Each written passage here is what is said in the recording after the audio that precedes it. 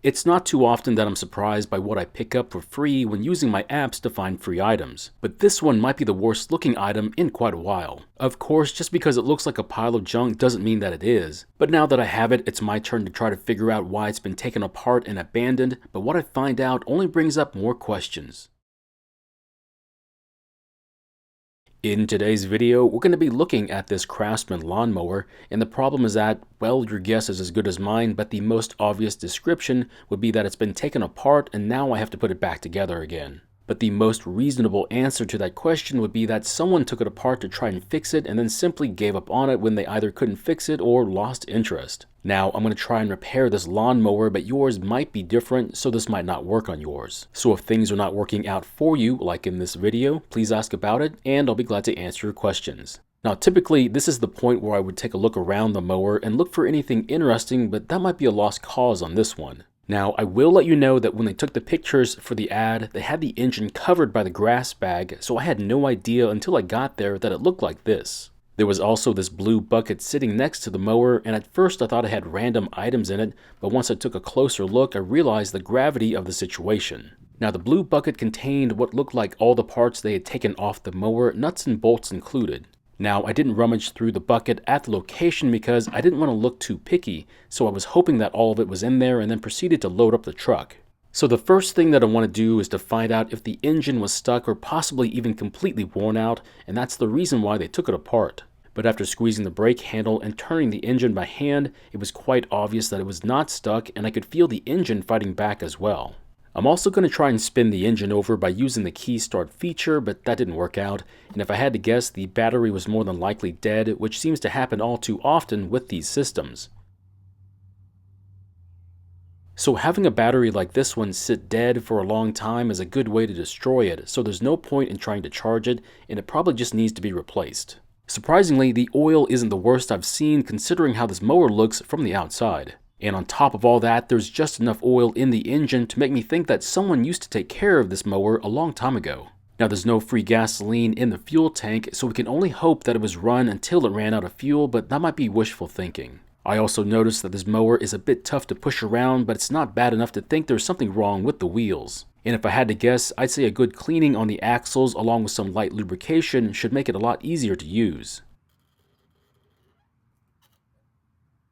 And with a reading of over 3.6 kilograms, it's definitely a lot more than I would like it to be at.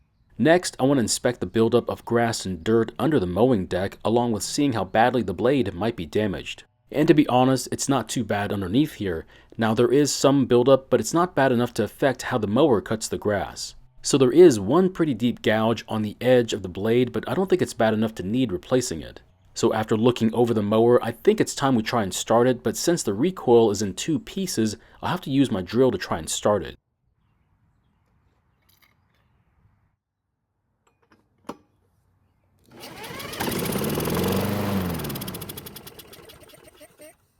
And even though this engine only ran for about 2 seconds, it sounded really healthy with no strange noises coming from it. So if the engine sounds that good, it's obviously not broken. Now I really have to wonder why they even took this mower apart then. So here's the battery for the starting system, and when you look up this part number, you can find an aftermarket replacement for about 18 bucks, which is a really good price. However, there's more than just the battery that's going to need to be replaced. In the bucket of parts, there was no battery charger. So if you add the price for a battery and battery charger, the minimal cost to get the starting system working again is about $32. Now these prices I just quoted you are not OEM parts, they're aftermarket, and the reason why is because if you wanted the OEM parts, it's going to cost you a lot. Just to let you know, if you were to buy the OEM parts, it would cost what this mower is worth on the used market, so let that sink in for just a little bit. I don't know if I mentioned this before, but years ago when I started doing this hobby, the aftermarket wasn't as big as it is now, but fixing a mower like this one was almost financially unfeasible, mainly because of the high cost. I know the quality of aftermarket parts is nowhere near OEM quality, but without them, there'd be almost no chance to make any sort of money on these projects. So say what you want about the aftermarket, but I certainly think they're a good option when it comes to giving your project a good chance in working again. Now don't worry, we're going to talk more about the electric starting system in a later video. But right now we need to finish cleaning off what looks like years of dirt and oil from the mowing deck and the engine.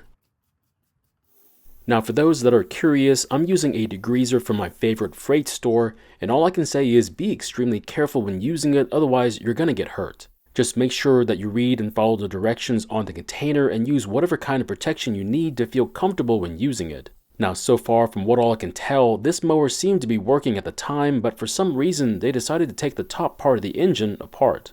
Now the reason I'm guessing that the engine was working was because of everything that was taken off this mower. They didn't even touch the carb. In fact, nothing on the fuel system was touched, including the fuel tank. Although it was loose from the mower, they didn't disconnect the fuel line from the carb. Now they did take the air filter and filter cover off, but they didn't go any further than that. Now that part still confuses me as to why it was gone, but we all make mistakes, and I can only guess that they were going to replace the air filter at the end of the project. Now to be honest, they kind of did me a favor by taking off the top part of the engine. As you can see, there's a lot of dirt and oil that needs to be cleaned off to help ensure that the engine won't overheat. So if enough dirt is covering the cooling fins, the engine won't be able to keep cool, so cleaning this once in a while is good maintenance. Now if you're worried about getting some water in the muffler, well, you're welcome to put some duct tape over the holes. But to be honest, any water that gets into the muffler will stay in the outer chamber and won't make it to the engine unless you're really trying to do that. So I'm going to give the mower some time to let all that water dry off, and then we can finally do the other half of the inspection that we couldn't do while it was dirty. And it turns out this mower is in better shape than I was originally thinking. The paint is in really good condition as well as all the plastics. Now I did notice this spot on the fuel tank and I'm not sure what it is, but it almost looks like something hot melted the plastic, but I could be wrong. I'm not going to worry about it just yet and keep inspecting the rest of the mower. Now the other reason I needed to give this mower a decent cleaning was because it'll allow me to read all the important stickers that's on it. That'll make finding the parts for this mower a lot easier, otherwise I could order the wrong parts. Now besides what I've already mentioned, it turns out this mower is in great condition, and as long as I get it running again, it should be an easy sale. Now the next thing that I want to do is to fix what I think they were trying to do before they gave up on it. The problem is, I'm not sure why they drilled out the rivets that held the recoil to the blower housing. What I mean by that is that it doesn't seem to be broken, so why did they remove it? The only reason to remove the rivets is to replace the recoil with a new one, and I guess the reasoning isn't important. Now this recoil is a bit slow to work, which is not that big of a deal to fix. Just so long as the spring is not broken or covered in rust, just applying a light lubricant to the spring should help out. But if we take a closer look at this one, you're going to notice that the rope is really short, and that means you can't put enough turns on the pulley. So in this case, I would just replace the rope with a longer one, which is not as tough to do as it may seem. So I can only guess that they didn't want to mess with the slow recoil and that very short pull rope, but instead opted to just replace it, which I have no problems with because it means a lot less work for them. Of course, just replacing the rope doesn't solve our issue of having the two parts not be connected to one another. So to solve this issue, I'm going to use nuts and bolts to reattach the recoil to the blower housing. I'm also going to be using this 1/8 of an inch pull rope to replace the extremely short rope that's on there now.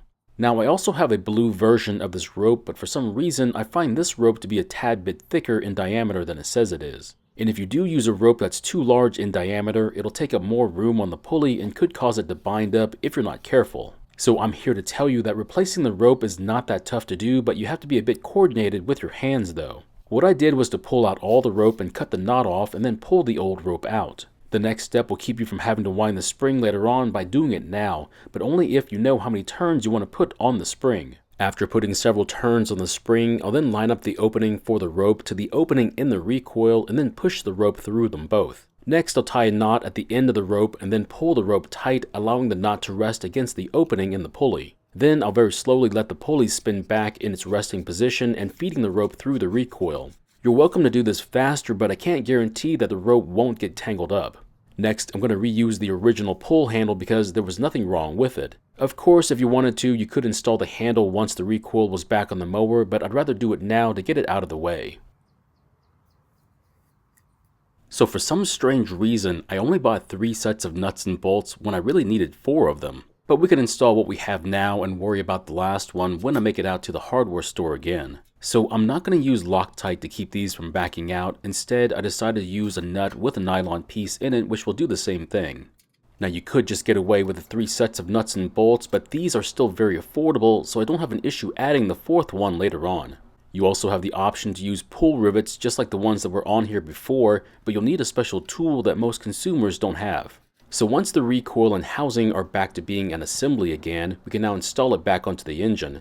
Now, I've already looked at the nuts and bolts that were hiding in that blue bucket, and unfortunately, we're going to be a bit short. That's one of the problems when you pick up someone else's project. You can never be sure that they kept everything that came off the mower. So as you can see, I only have 3 bolts, which means I'm missing the 4th one, but fortunately, I have spares from a different engine, so we'll take care of this right now. But it seems like they were able to keep pretty much everything else, so I can't blame them too much for losing a 20-cent bolt.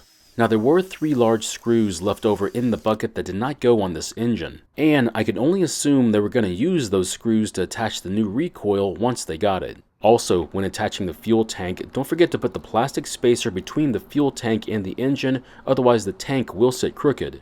I will say that this project has got to be the best transformation as far as mowers go. It started off as a dirty pile of missing parts in one blue bucket, and now it's starting to look more like a mower again. The only things left to do are to make sure that the engine starts and runs, and also check to make sure the self-propel still works, otherwise it's going to be a tough sale. At least the recoil now works, and in the next video, we're going to find out if all this work was even worth it. I know that I'm cutting this video off sooner than I want to, but this project is going to take days to get done, so it's going to take some time. So my question is, would you have picked up this project once you realized that it was in pieces, or would you have just gotten back in your truck and driven off? Thank you for watching. I really do appreciate your time here. Please feel free to ask me any questions about this project or about your own projects, and I hope to see you in the next video.